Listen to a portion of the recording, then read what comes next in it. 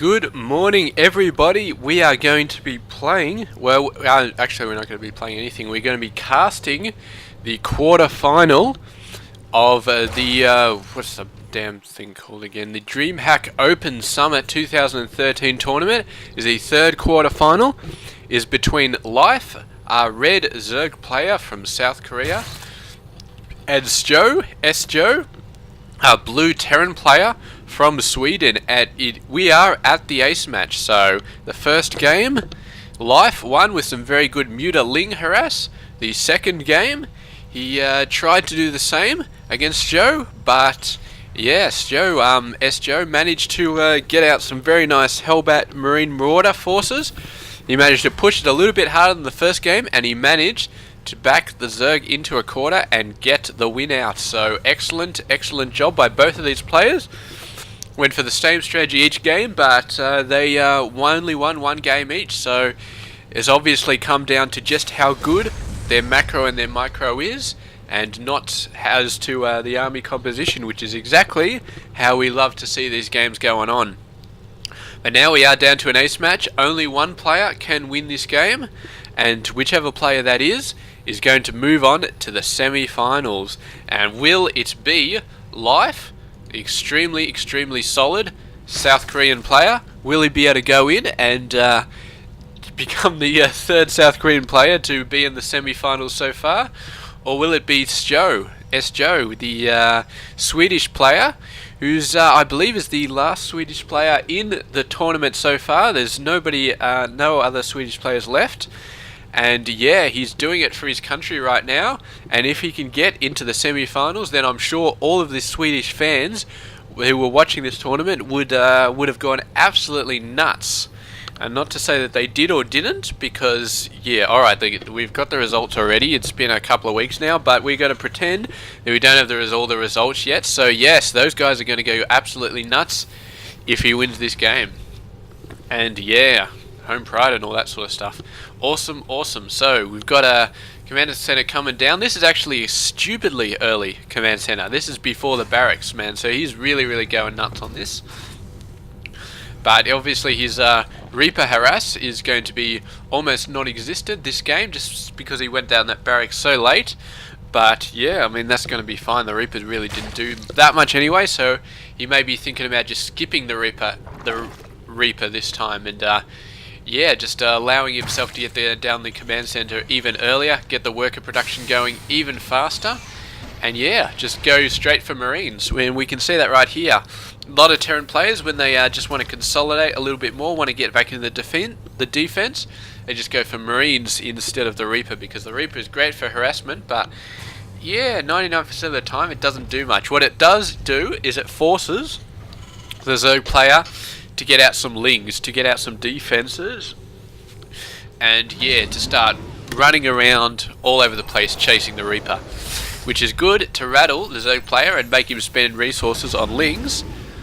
But yeah, it's not really good for much else. And we do have a bunker out. He's going to be building, this is going to be a reactor right here. We've got a supply depot coming down. So some excellent timing there from the Terran player to get this walled off. They might be able to snipe the SCV, maybe. But with these two Marines in there, it's not really going to happen.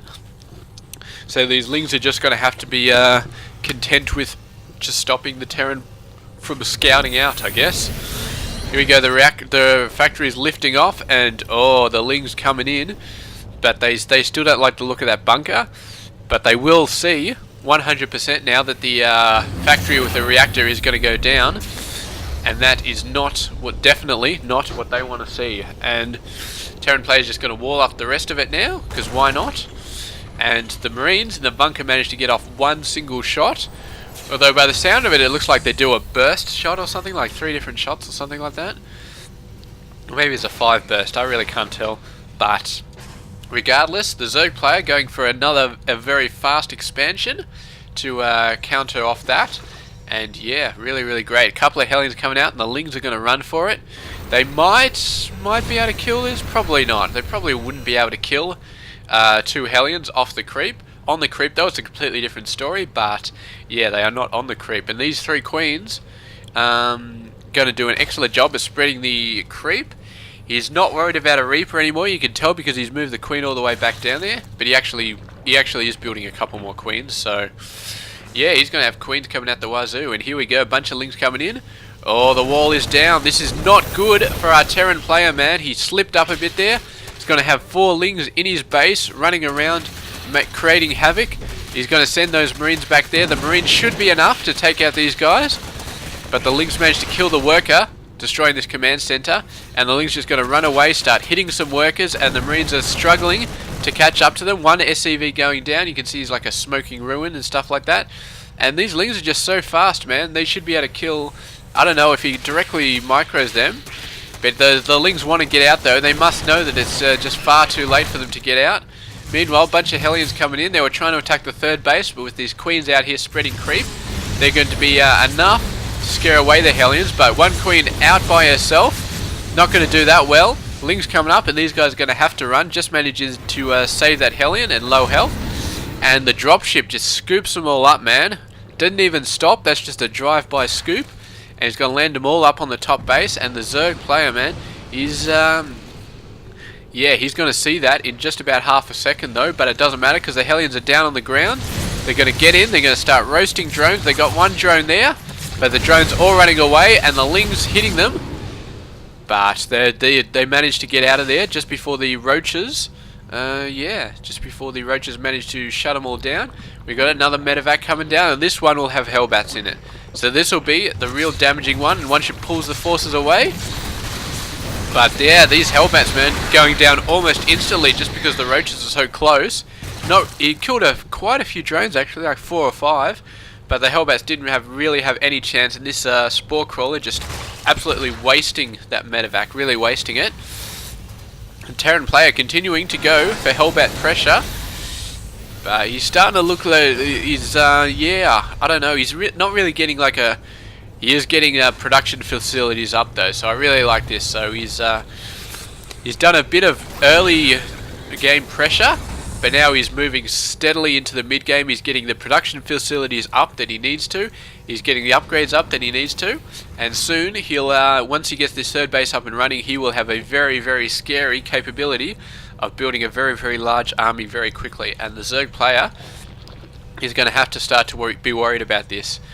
Meanwhile, these forces, it might be enough to save this base. The supply depot going down. Oh, it gets it back up. Brilliant, brilliant job there by SjoW, getting that supply depot just at the right time. If that stayed down, he would have lost quite a few workers. But yeah, really, really nice. These Marines are like getting a little bit stuck there, but they're finally going to run out and salvaging the bunker, because why the hell not? The Zerg player, man, really going nuts. The Zerg needs to start thinking about either doing a 4th or going in there and really doing some damage, because yeah, you always want to be one base ahead of the Terran player. And the Terran player, man, he hasn't got quite as much workers, but he's getting them up nice and fast, building up a ton of them. The Zerg's still building workers, but here we go, bunch of Hellions. Looks like this dropship finally dropped off its cargo. You can see a couple of roasted drones in there. So yeah, that's pretty good. I was wondering why the Zerg went down from 72 to 69. I thought maybe he was building something, but no, that was the Hellions roasting drones. So they managed to do something finally that trapped medevac up in the corner. But yeah, this Ling coming across, seeing the medevac, so that Ling has definitely paid its way so far. But he is going to get completely owned so far. But he sees the Hellbats. He sees about 6 or 7 Hellbats, whatever, and a whole bunch of Marines and Widow Mines. He sees this dropship coming around the side, so the Zerg is going to be very, very worried. But he has got a crap load of Banelings coming in. They've got speed. They're on the creep. So this Terran player, man, he's going to have to do quite well. You can see that Hellbat tanking the Baneling damage quite well. But this other bunch is just going to get completely owned, wiped out, and the Zerg player has more than enough forces to take these forces out, and the Terran player retreats. He has to get off the creep because on the creep is way too dangerous at the moment. We can see this dropship coming up the right side. He's going to try and land here. Luckily for him, there's no Spore Crawler, so he should be able to shred quite a lot of drones once he gets down there. You've got the speed boost coming in, and he's not going for a counter-attack in here at the same time. But regardless, the Zerg player not paying attention, not getting the drones out of there. choosing to send some Lings back, but he did lose about 3 or 4 drones due to not paying attention there. So that's not good for him. The medevac here just healing up that Marine. He's going to do a scan, he's going to recede the creep, so doing some excellent job here.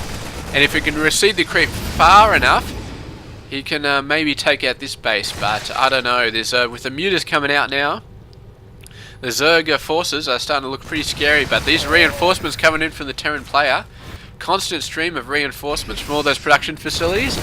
He should be able to go in there, do some damage, but he wants to take the fight off the creep, because if he stays on the creep, he's well, he was almost screwed there as well. But he lifted them all into medevacs. Great job. We've got another drop coming down here. Oh, this is the same drop, I think. It's coming down, doing a lot of damage. The Zerg not pulling back quite fast enough to take those guys out. Eventually gonna get them taken out, but I think they killed the Queen, so the Queen is not available to wipe out that medevac. And yeah, the Terran player trying to keep the worker numbers down for the Zerg. Not doing a very good job though. The Zerg's still got 80 workers, so it's a very, very large amount, but he's going to continuously have to rebuild them to keep him at that amount, just because of the constant attack. And there goes that medevac, but he's pulled all the mutas away, so these guys are going to run into a bit of a stim, and managing to get up into the medevacs before they all get wiped out and pull off the creep. So very, very good. He's getting quite a large army out there. No tanks though, so the Ling support is still going to be infantry versus infantry basically, because the Lings they sort of count as infantry. 2-2 upgrades for both players. The Terran working on 3-3 so far. Zerg hasn't quite started it yet, but I'm sure he'll get onto it fairly soon. And here we go, off the creep. The Zerg is trying to push off the creep, and if the Terran does his micro correctly, he should be able to do quite a bit of damage.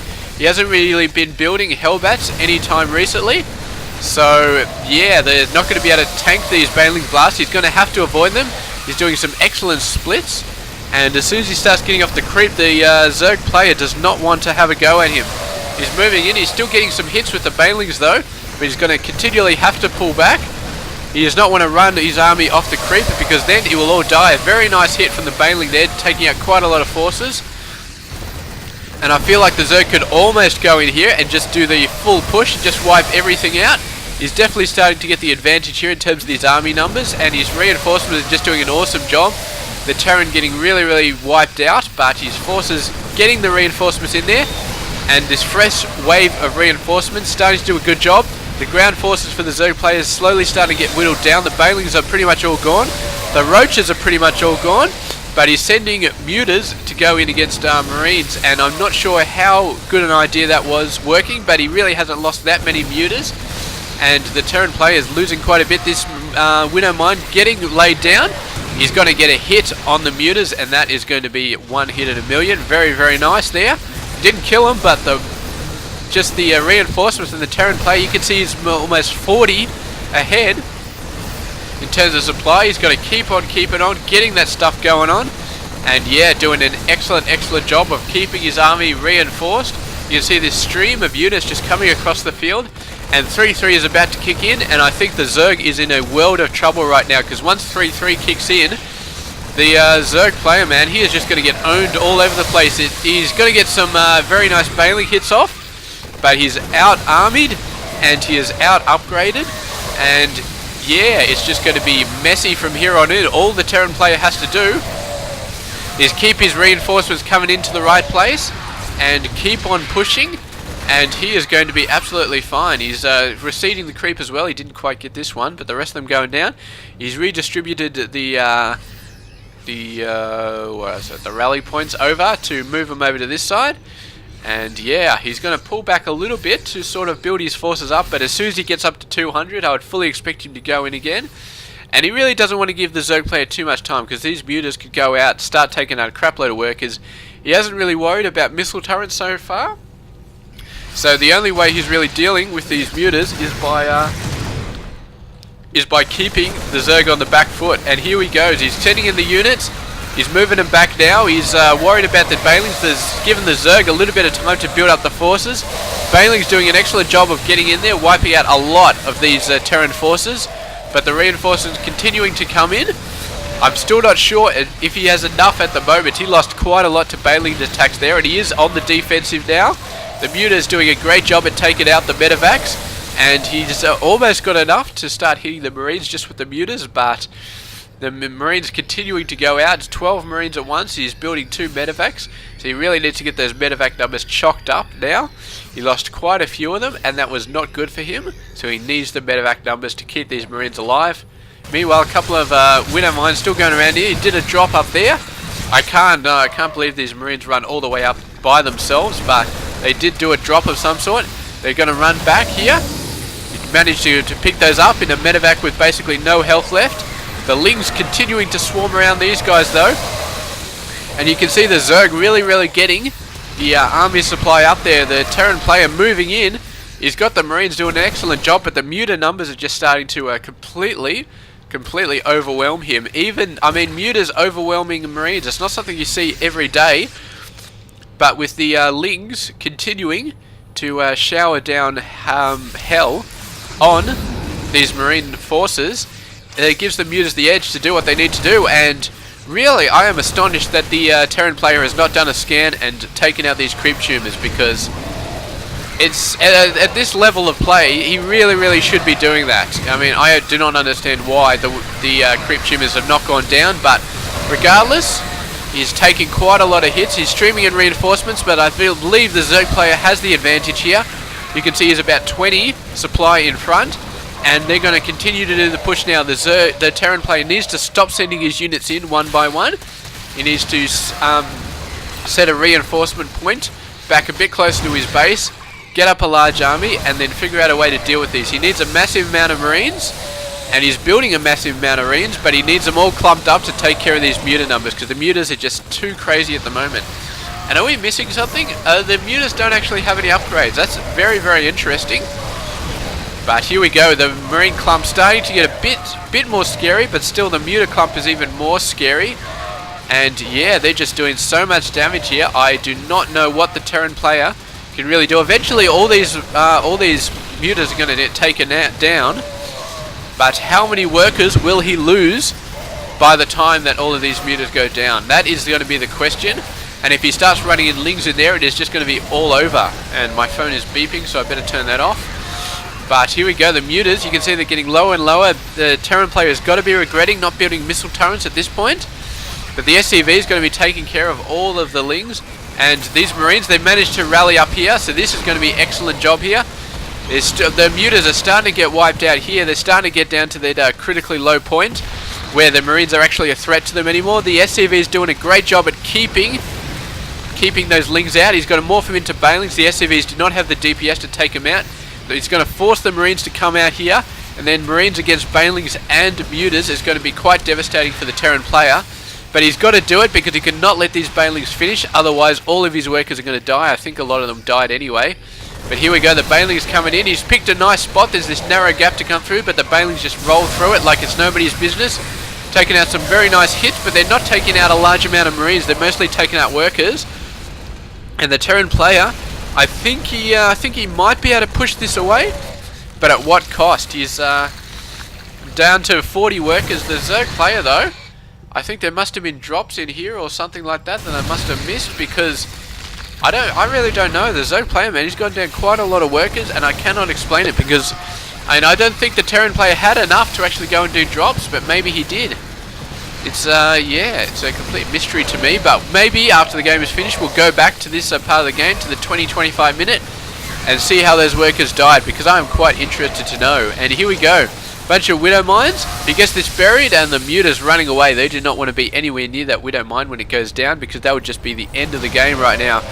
And they're trying to go in, but the Marine numbers are starting to get built up again, starting to get quite scary. But building 6 Mutas at once is also quite scary, and he's continuing to build up his Baneling numbers. However, the creep spread is all but completely crapped out as far as going towards the Terran's base is concerned. And he managing to snipe that Widow Mine before it got buried. Very nice work. But these Widow Mines, they're going to start to get buried. He manages to get them as well, so really getting some clutch Widow Mine kills there, because if he misses them, then it's going to spell disaster and death for his Muta forces. The Baneling's rolling in here, but a very nice split from the Terran force. taken them all out, only losing a small amount of Marines, although these guys all got wiped out. He's still got just enough Marines. He's going to snipe out these Whopping and Banelings. He cancels them, which saves him a bit of minerals before those Lings get wiped out. And yeah, pushing in there, he's got a couple of medevacs, a small group of Marines, and he's finally got enough to push away these Muta forces, I guess. And oh yeah, parting shot from that Widow Mine, just doing some very, very good work there. And yeah, the Terran player, man, somehow managing to survive that, and he is muling up like there is no tomorrow, getting so many minerals. And since he is working basically off Marines, he is going to be able to build up a very large army very, very quick. And I would not be surprised if mules save the Terran player in this game, because it looks like that's what they're going to do. And here we go, he's finally killing these creep tumors, pushing in, going to recede the creep. Bailey's coming out, he needs to move back here, get out of the way, wait for the creep to recede.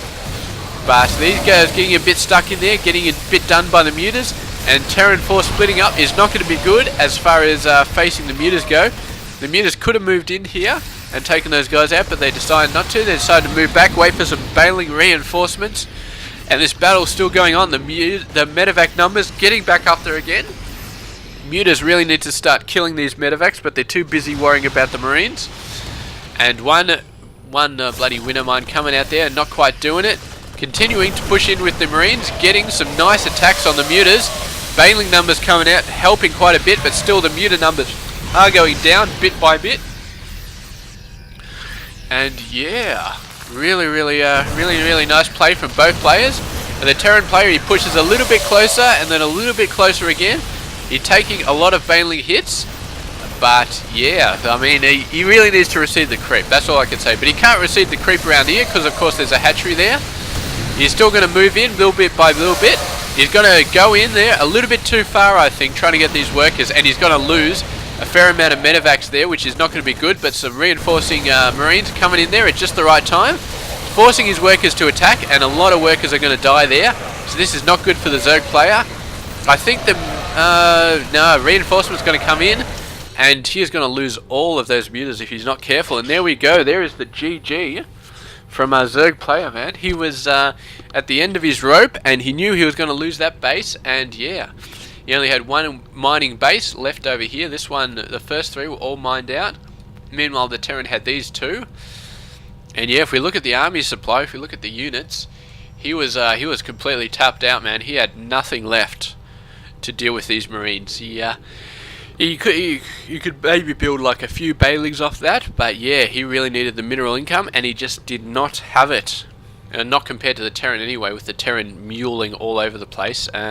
Yeah, so congratulations to SjoW, for getting in there for Team Property, getting in there and doing what he needed to do for Sweden, and wiping out life and getting himself into the semi-finals. So yes, it is not going to be a full South Korean semi-final. It is going to have SjoW in there from Sweden, representing his country and doing all sorts of good work. And yeah, very awesome play. Very awesome play from both players here, man.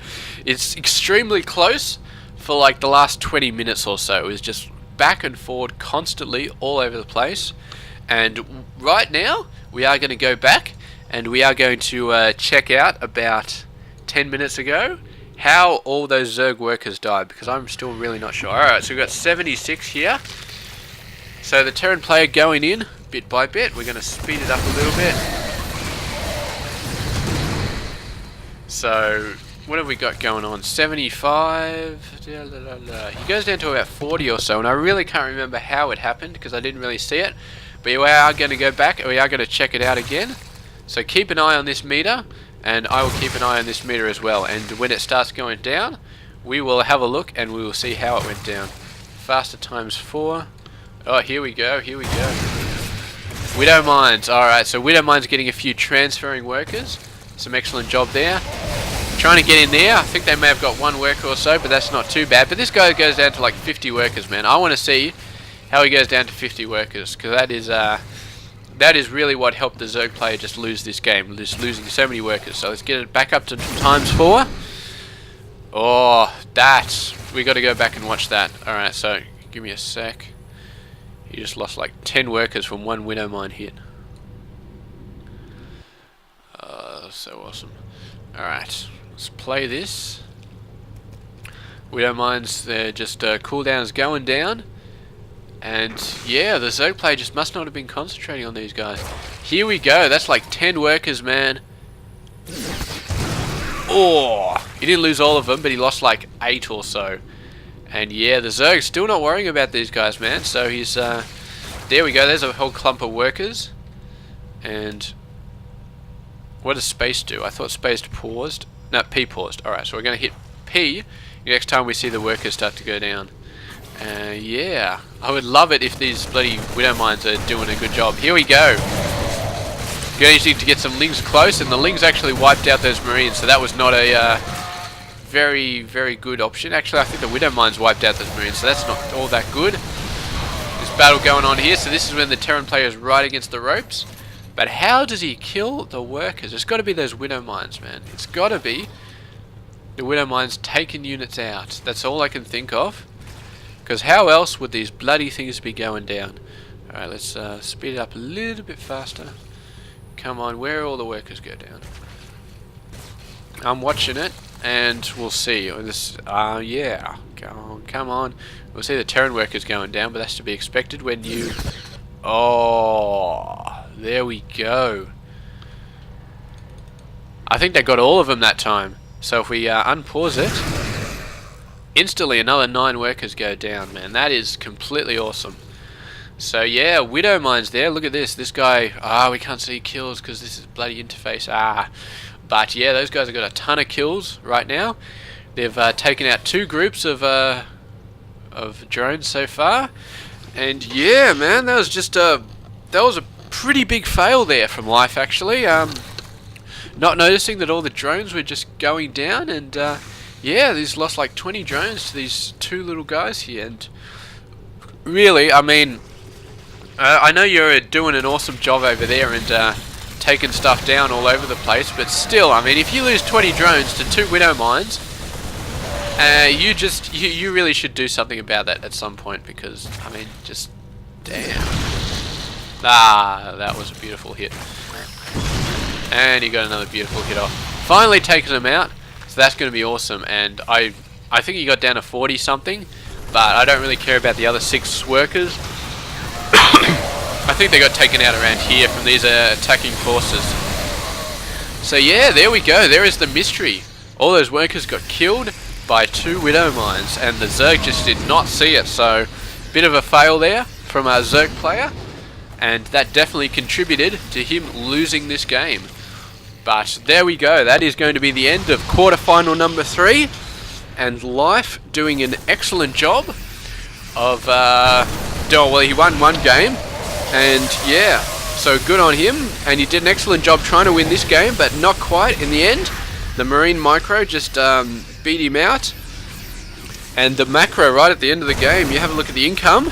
Terran player is just, he hasn't got as much, but he's sending out mules left, right and centre, and that really pops up his income quite a bit and allows him to build a crap load of Marines, and that is how he wins this game. So thank you very, very much for watching this, guys. Congratulations to SjoW for winning this ace match, for winning this best of 3 series and heading on to the semi-finals. And we are going to be seeing who his opponent in the other semi-final is going to be in our next quarter-final series. It is going to be Hyun versus Stardust. Yes, it's going to be Hyun versus Stardust, and it is going to be, Stardust is actually a Protoss player, and you may not have noticed, but we haven't actually seen any Protoss games so far. It's all been ZVT and TVs. It's just been ZVTs so far. We've had 3 Terran and 3 Zerg, and it's just been ZVT all day, every day. But coming up, we are going to be seeing a PVZ, because of course Hyun is a Zerg player and Stardust a Protoss player, so very, very much looking forward to Protoss games. They're definitely my favourite race, and yeah, it's going to be very awesome. So thank you very much for watching this, guys, and I will catch you when we cast Hyun versus Stardust, the 4th quarter final for the DreamHack Open Summer 2013 tournament. I'll catch you guys then.